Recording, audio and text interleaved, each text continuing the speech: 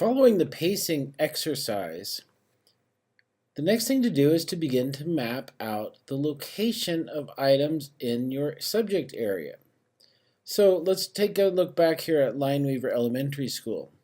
What I did was I broke the class up into two different groups. I, with half the students, would meet at the northwest corner of this square area. So I was over on this side. And the teacher took the other half of the students and met in the northeast corner, back over here. And we worked in two groups that way. So what we did with these two groups is that I'd send students out in pairs. And what the students would do was that they would walk along the edge of our square. So let's pretend a student's walking along where my cursor is. They'd walk along, counting their paces until they came parallel or ran into an object. In this case, this tree is just inside the area.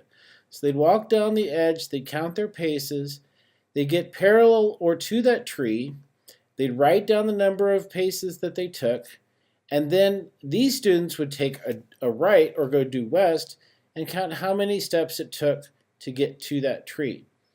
So they would continue to do that for each object. The next one in our screen here would be up and over to this tree.